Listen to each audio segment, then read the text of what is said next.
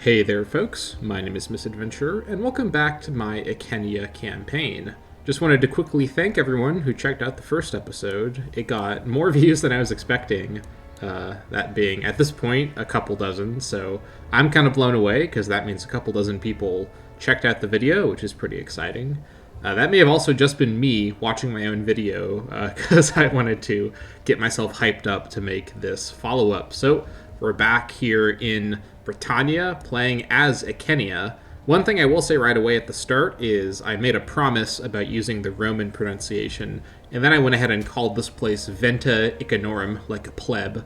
It actually would be pronounced Venta Icenorum, so you can skewer me in the comments for my failure at a Roman enthusiast for that one. So I will be trying to do the very much memed on Roman pronunciation of the letter V, so also in names like Branulovium. I'll try and remember Branulovium, so please forgive me in advance for probably forgetting to do that, because it is one of the more obscure, but one of the more strange ways the Romans pronounced everything.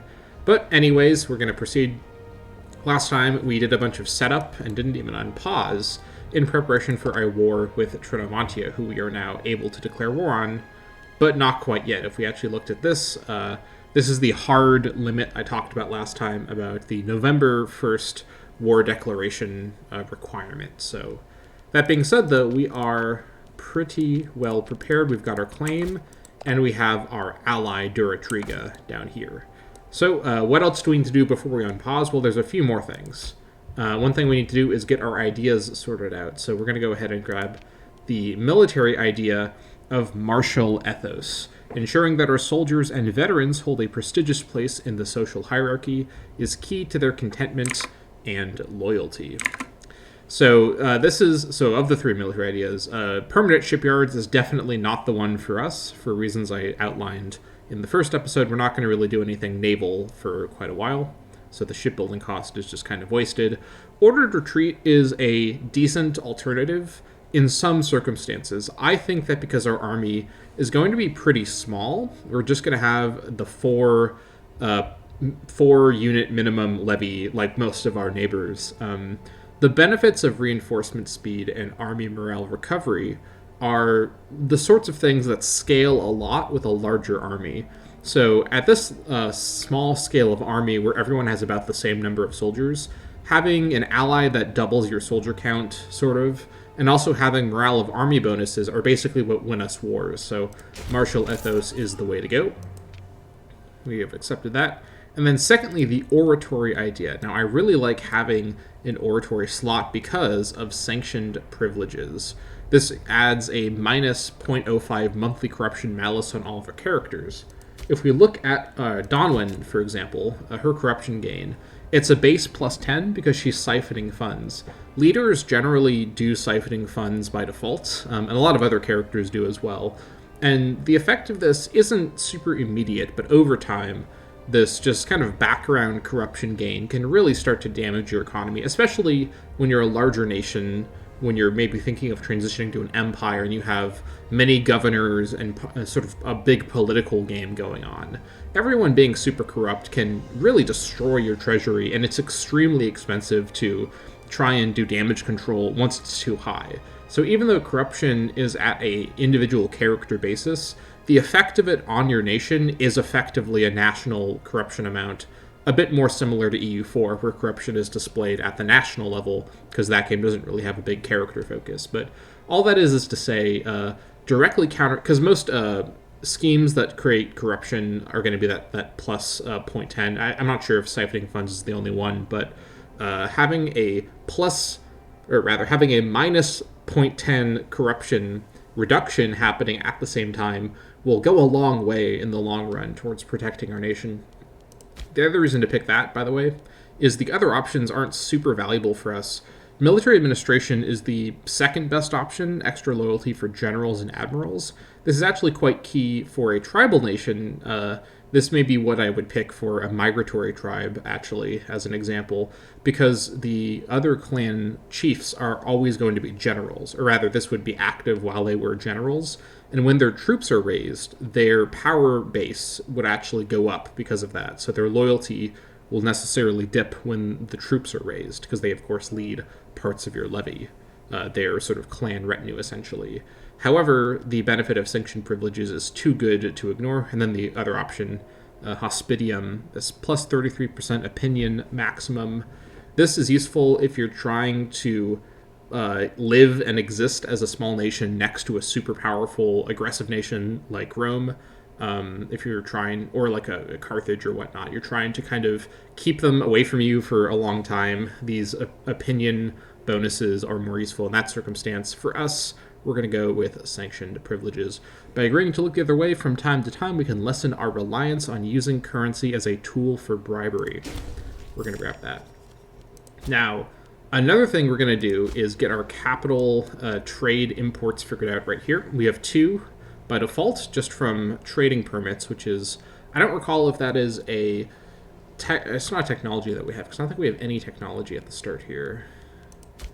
Yeah, we have no technologies of any sort because we're a tribe, but we won't be getting any for quite some time, so no need to worry about technologies. One thing this does mean, by the way, is if we ever have an absence of really qualified people in our government, we're pretty safe to move researchers that are usually the highest quality people with different traits to our government. So in a nation that is trying to kind of do the tech race, like if you're playing Rome, you're trying to do the tech race with Carthage, you have to keep these slots occupied by the most qualified people. For us, though, it's a bit safer because our tech rate is so low with so few citizens. Now, in terms of the actual trade, we need to think about which of these resources is the best for us to have in a capital surplus sense, because this is our capital region, of course. One other thing I will do as well while we're on the screen, I mentioned last episode that I will be doing, I'll be exploiting our capital region's permanent maximum loyalty by doing the unexpected twist of bleeding it dry. So bleed them dry is normally not a really good policy for provinces because of the gigantic loyalty malus it gives. You get a huge tax bonus and a pretty good province commerce bonus. You also get a big food monthly modifier defaults, or that's not the right word, malus, not defaults. However, we're going to be able to safely get away with it here. Now, the reason we're doing bleed them dry, first of all, is for extra money. So the 21% local tax, and to a lesser degree, the 14% province commerce modifier. These are pretty important because, again, like I said last time, our money as a tribe is pretty minimal. So now we're up to 2.10 balance with that. The other reason, the province loyalty malus doesn't affect this province at all because it's our capital province. And it will be our capital province for the foreseeable future. I mentioned last episode that I may be planning to move the capital. I may have been speaking a bit prematurely.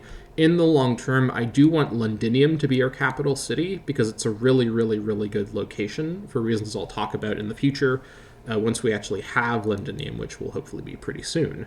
But I would want to actually build the city there and also build a fort there before I actually move the capital. Doing it too quickly would certainly compromise our safety. To have your capital location be an unfortified location, and I'd like to get the city built there before I start investing in infrastructure like forts. So in the long term, and also we need to have Londinium be Icenia culture locally, the population there. So we'll deal with that in the future, but that is the long-term goal. But until then, Vente Icenorum will be a solid capital location.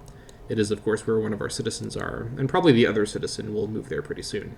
So that being said, Icenia will remain our capital province for quite a while, so this is totally fine to have in the meantime. In terms of the food effect, honestly, as a tribe, we're not going to be eating enough food with our population for it to really make a big difference. So we're pretty safe to have the food malus. If you have like cities in every single settlement, you probably can't afford the food malus. But with one single city and a pretty small population besides that, and actually quite a large number of food resources in this province, we're pretty safe to have that food effect there. So that being said, that's why we're going for Bleed Them Dry. This is, by the way, a quintessential min-maxing decision as opposed to a roleplay decision. This is not really in character for Donwyn to bleed Icenia dry, but we're proceeding with the idea that she is basically mobilizing the entire Iceni nation in preparation for this war to unify their homeland. And that's going to come with a bit of a cost. They're going to have to cough up every last bit of gold for the state here. Okay, now let's take a look at imports. Now, one thing I want to do here is actually look aspirationally at what resources are in this section of Icenia: grain, furs, and wood. So we already actually have a fur bonus, which we'll try and keep. We're going to get wood, or rather a surplus. We're going to get a wood surplus from conquering, which one? Sinomagus. And that's going to give us ship recruit speed, which doesn't matter at all. And then finally, we're going to get grain. So one thing we could do is actually get grain as the trade good in preparation for getting grain. Of course, having grain... where am I looking for? Having grain in the surplus gives us a plus 5% global monthly food modifier everywhere, which is pretty good. But again, we're not going to really have a lot of food shortages as a tribe necessarily. This is one of the things that I wish they would, maybe in the future, if they do come back to this game, maybe tweak a bit, because having lower population nations never have food problems is very ahistorical. That's not how it worked at all. It's much more the case that like the more infrastructure you have in a very like exponential way, the better your food supply is. Low-tech tribe nations absolutely cared about food, and concerns about food was like the main motivator for most activity from tribal nations in this time period in every regard. So I think it's a bit of a missed opportunity that could certainly be fixed with a patch or an expansion, but we'll worry about that later. So given that, and given that earthenware, salt, and furs are all also already surplused, then there's iron. Now we might say, should we get iron as a surplus? Well, a surplus of iron gives us heavy infantry discipline. If we take a look at our army, our tradition, what are we looking for here? My apologies, I'm trying to remember where it says the type of levies. It might be in the culture section, actually.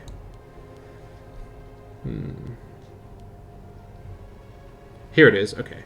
So if we have enough population to actually have this appear, because currently our population is too small, with a large enough population, our levy will actually include heavy infantry, chariots, and light infantry.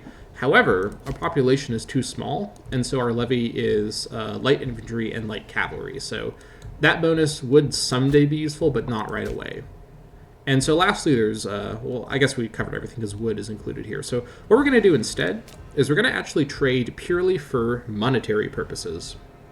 Now, what I mean by this is we're going to trade for something that has a higher trade value, even if it's less useful in terms of its bonuses, in order to make more money. Again, like I've said before, making money as a tribal nation is extremely important. And so with that in mind, we're going to go ahead and trade for amber. Now, if I recall correctly, in Varinia, where is Varinia at? Here it is. So if we look at Varinia, they actually do have two instances of amber. So I believe we can trade for 2 things of amber. Not that we necessarily need the second amber for the surplus bonus, because amber gives, well, ruler popularity gain is actually pretty solid. So let's go ahead and trade for amber just because it's a very valuable type of resource. So we're going to go ahead and trade from Farodenia. Nice. And I guess actually that's the end of the amber that's available. So that's fine. We don't need it to be amber. These other places looks like they're not willing to trade because these are capital bonuses. No worries with that. So the reason we're getting amber gives citizen happiness, which doesn't matter a lot with our small number of citizens. The main reason we're getting it, though, is we'll see here. Look at that balance. That was a 0.15 gold per month balance change right there. Amber is extremely valuable and not very common around here. So the second item we will get is we're going to go ahead and get base metal. I actually probably could have gotten base metal in both slots. This may have been a small micro mistake, but that's okay. Base metal, if we got it in both slots, would have given us light infantry offense, which actually would have been useful for us.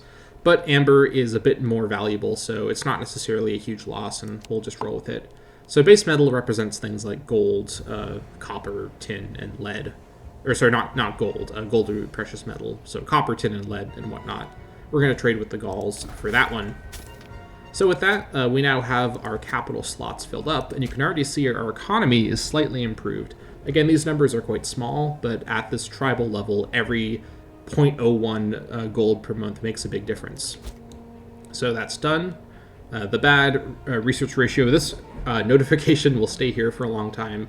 We have no way to really do anything about this while we're a tribe. Most of our people aren't going to be citizens or nobles, so our research point generation will be pretty bad. Now, one last thing we'll take a look at here is religion, and then we'll take a look at laws, then we'll unpause. So in terms of religion, we have these starting deities, and none of the, let's see here. Yeah, none of the starting deity shrines are in our territory or near our territory necessarily, so don't need to worry too much about that. We're pretty free to change the deities to ones that might be better suited for us, but we need to be careful because changing deities costs, if I recall correctly, it costs stability as well as political power, if I recall correctly. So like as an example, which deity? So Nodens, the deity of culture, morale of navy, and province loyalty, not a particularly important deity for us to have when a different one may be more valuable. If we take a look at our options here, you could get lost in the screen for ages, so I'll try not to. We want someone who probably has a really good passive effect, because we're likely to, let's see here. National commerce income is a pretty okay passive. Citizen output's not very useful for us. Cohort starting experience is good. National pop growth is good. And then having the manpower recovery speed is really solid as a selectable, what's it called? Active power. Our manpower is pretty low as well, so having that speed could be useful. I do think Nodens is the most obvious one to shift away from for now. So we could switch to this one, aggressive expansion change and monthly war exhaustion. Those could be good. As a tribe, we get war exhaustion for having the levy raised for too long, as an example. Miltech investment and civ change is okay.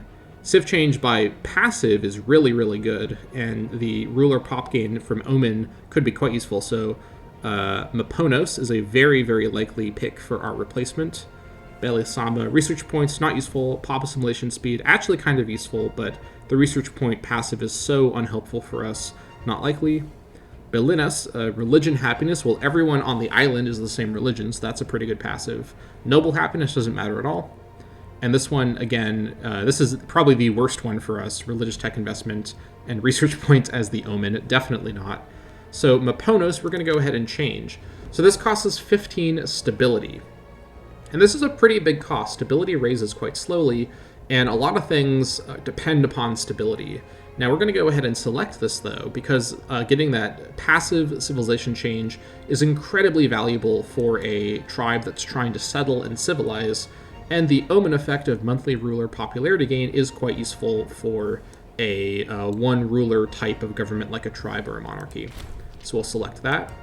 Now we're down to 35 stability, but we're not done yet affecting our stability because we can also change a law. Now changing a law costs 35 political power, which we do have, and 15 stability. And going below 20 stability is a big deal, or being at 20 or below, because when you're 20 or lower stability, your nation is unable to do a lot of actions to represent the instability kind of crippling your government, including declare war. However, this is a incredibly cheeky strategy that I've thought about and I plan to do here. At the turn of the month, so in this case, when it becomes November 1st, we gain 1 tick of the stability uptick that we get, so 0.20. So if we were to change a law, which we would like to do here, because changing these laws is how we start to centralize our nation. If we change a law, and they also have other bonuses as well, and then we're at 20 stability during this month, our government is basically in a crisis. And then at the 1st of November, when we're allowed to declare war, we'll be at 20.20 stability, just barely able to do what we need to do. And changing a law this early, even with that stability cost, is absolutely worth it because we're planning it out like this. So we're going to go ahead and change a law, and we're going to roll with it. So the way this often works, I found, is that the one that gives you less centralization has the stronger bonus in some cases. So this would be 0.05 centralization versus 0.10, but 20% national commerce income versus 0.03 monthly civilization change. The other one that we have access to already is 0.05 centralization minus 0.05 tyranny, and then 0.10 centralization, 0.15 monthly ruler popularity gain. So what we're going to do is we're actually going to go ahead and grab the coin minting initiative to get that extra centralization and the civ change. Now, I noted before that Wente Econorum is actually near the civ cap already, but our other provinces are not necessarily near their civ caps. Maybe they are. Either way, having a high monthly civ increase is always good, no matter what, so we're going to go with it anyways. Commerce income, again, this is quite powerful, but when you have only 2 trade slots and you're not really going to have a lot of territory to trade away a lot of resources, this may not be worth the minus 0.5 centralization, because I really want to get a lot of centralization quickly. As noted before, higher centralization affects a lot of other things like country civilization level. So really, the higher our centralization, the more valuable our civ level change per month will be, because the civ level cap raises with centralization. So all that being said, we're going to go coin minting initiative. Okay. Foreign coins are swiftly becoming the most valued form of currency within our land. To have any form of legitimacy in the eyes of our neighbors, we must initiate our own program of coin minting. And now our government is at 20 stability, which it doesn't say here, but has basically caused our government to no longer be able to function correctly. That's fine. In 1 month, things will be back to where they need to be. And speaking of monthly things, let's go ahead and select our, what's it called? Our omen here while we're paused. Now, which omen is best for the first 5 years? I will probably be selecting Rose Merta, who I noted before has a really, really solid active effect of manpower recovery speed. We are slightly below the manpower cap we have right now. However, in this upcoming war, we will probably lose some manpower, and we want to get our manpower back up right away, if only for defensive reasons, but also for offensive reasons. So, the goddess of fertility will bless our people with a bountiful harvest and life for our young ones. As our people are blessed, we are sure to see less of the years of bad harvests and for more of our people to grow up healthy in the years to come. She is the goddess of fertility and abundance, as well as the consort of Lugus, who is our deity of economy. Okay, so I like to keep these selected on the tick exactly, because I really get annoyed when things are offset by a few days or whatnot. So we'll try and keep track of that on the 1st of October of 455. And with that, that's everything. Now it's time to actually unpause. A very exciting moment, of course. And let's go ahead and do just that. Speed 3, let's go. So we're going to keep a close eye on our neighbors here. And speaking of things happening right away, we're going to start getting these trade requests from everyone. It doesn't matter a whole lot who we trade with, but I will try, if possible, to trade with non-Britons in order to minimize future conflicts. Here is the Rugians are trying to trade for our salts. We will trade this away. 0.45 gold from the salt. Very, very valuable. A lot of our money does come from trading. And also because we actually do have 2 extra things of salt. If I look correctly. Let's see here. So the extra salt is giving us Legion maintenance cost. We are actually okay to trade away another one of our salts so we don't have a surplus, because the Legion maintenance cost is not useful to us for reasons I said before. Now, I will go ahead and trade with one of the Hibernians over here. That's fine, accept. And then the rest go away because we have no more surplus. The game doesn't automatically give you trade requests for items that you have only one copy of, essentially. Now, debate has raged for many years over our rocky relationship with the nation-state residents in Britannia. Duratriga, who are our ally, a nation many in Icenia call a friend, because we're allies, stands well placed to provide us with assistance in our endeavors to control Britannia. This is actually, because this is an event related to the mission that we're on, this is the perfect event, because now we're able to get the benevolent image outcome and a big opinion bonus with our ally Duratriga. Now again, being long-term permanent friends with Duratriga isn't necessarily our goal. However, in the meantime, we're going to get some aggressive expansion from our actions in the next couple decades. And having Duratriga be quite topped off with opinion for us would be useful. So this is a really solid way for this event to fire. So we're going to go ahead and maintain a benevolent image with Duratriga, our best buddy for life. Very good. So Duratriga, where's their opinion at? I always forget where this is. Here it is. Super, super high opinion, so very solid. And we're actually almost to the first already, so we're going to slow down to make sure we hit that spacebar exactly on the first. There we are, 1st of November. It's time to initiate our devious plan. So we can now declare war on Trinovantia and raise the levy and call in Duratriga critically. They are, of course, allied with us. And it wouldn't matter a lot. It wouldn't affect their decision to join, but they aren't trading with Trinovantia either, so that's good. Let's go ahead and declare the war. We're going to take Icenia and we're going to call to arms Duratriga. This is the critical part. We might be able to defeat Trinovantia alone with some really clever maneuvering. Every nation around us and us as well, we all have this kind of decentralized, chief-led retinue style of army, so it's kind of a big mess all over the place, but with an ally, this is definitely doable. So we're going to take Icenia and we're going to call in Duratriga. Confirm. My tribal chief, the Britannia local power of Duratriga, has honored our military alliance and joined our invincible armies in the war versus Trinovantia. They are now at war with, well, Trinovantia. This, for some reason, these boxes are often incomplete. This is one of the strangest design problems with this game I think that there is. I'm not sure why it's like this, but we'll proceed. Anyways, Trinovantia, it also says this, it says Trinovantia have all rallied together to defend, but because Trinovantia is on its own, it hasn't rallied with anyone. It's just saying this, expecting an alliance to defend it. So either way, here we go. So let's go ahead and get going with this war. So Trinovantia is now in the war. Now, a few things about warfare in Imperator Rome. The big thing about warfare here is controlling the provincial, what's it called? Provincial capitals. Now, when you take over the provincial capital, when you occupy it, you then begin occupying all of the other settlements in the province. And so, our goal essentially is to take the provincial capital of Combratoium in Icenia. And a second goal is to take the provincial capital of Camulodunum in Cantiacia. Now, it's possible that Duratriga gets to Camulodunum after we defeat the armies, and they do the siege and they control it.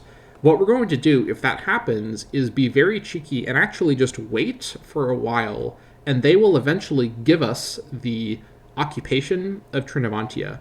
I must admit, I actually don't really understand how this works under the hood, but the AI allies often will give you control of a province that they control in the war, sometimes after a while. And if they don't do it, we may end up just waiting it out for a long time, because I would really quite like to get this Cantiacian territory for the reasons I explained before. So let's go ahead and raise the levy.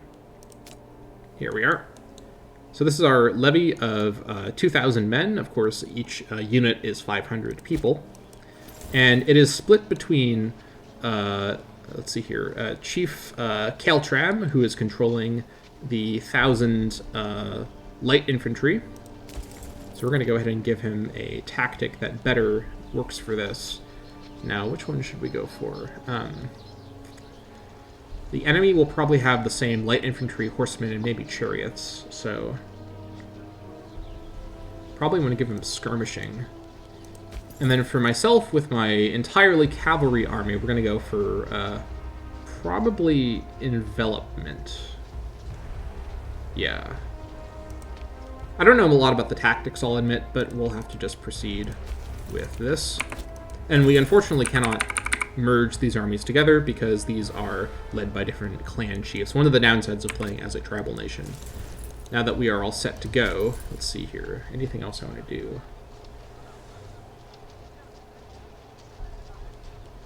I can't attach them, I have to just move them. Now, one thing that's annoying is the first levy of Britannia will always move faster because it's a cavalry army. So I'm trying to see if I can connect them together somehow. I don't think so. Anyways, so what we're going to do, though, is we're going to...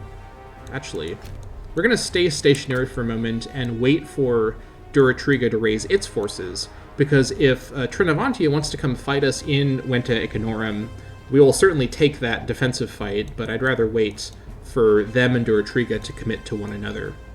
So let's go ahead and get started here on speed 2. Proceed very carefully.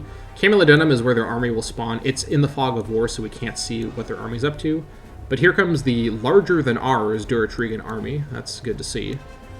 Trinovantia is building triremes, so that's an interesting decision given our lack of navy. That's fine though. Also, by the way, I didn't mention this at the start of the month, but we're up to over 20 stability, so our government is now in this invisible way unfrozen from everything. So that's happening in the background.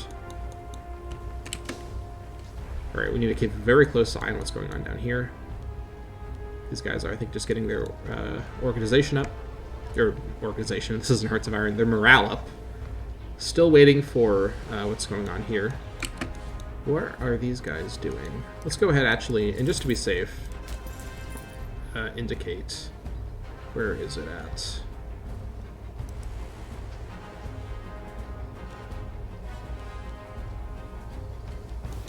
Here it is. Attachments are allowed on our armies, just so that these guys feel comfortable roaming over here. If they come and fight the Trinovantians with a small... Oh, here they are. Is this the entire Trinovantian force? There's no way. No, there must be a separate army, because there's no way they only have 1,000 men. That can't be possible. Let's wait until these guys are in Pontes, and then probably moving into Londinium. Once a battle is sort of starting to... Once a battle is projected, we should be safe to move into Combratoium. So let's... Oh.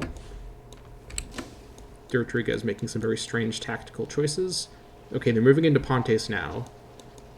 On the 10th of January, they'll enter.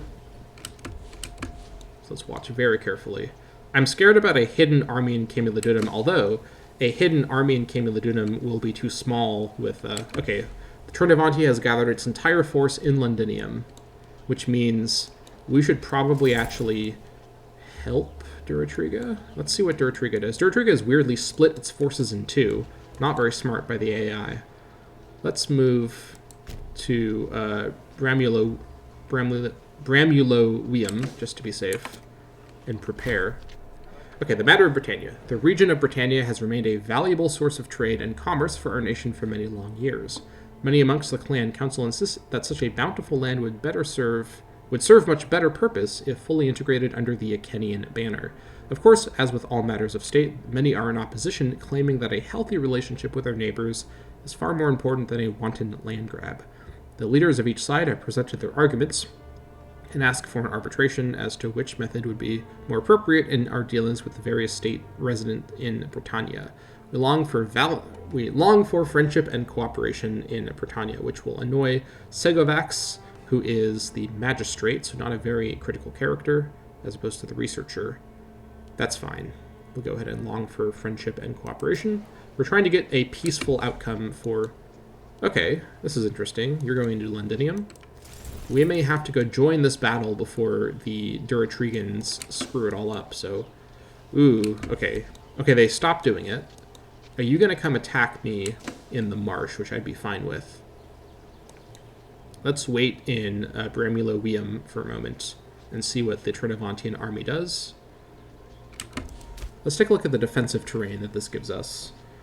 Attackers get a -1 dice penalty when in siege, base terrain combat width. I say we wait here in the marsh for a moment and see what the Trinovantians do. Okay, they're splitting up, so that's a pretty huge mistake. Half of their force are going into Camboritum, and half of them are going into Combratoium.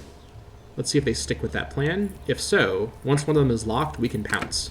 There it is. Okay, they've made a massive critical mistake here with their strategy. They're splitting their force, and we're going to be able to move into Camboritum and destroy the smaller force, or I guess they're both the same size, led by Caradwyn Ocenia.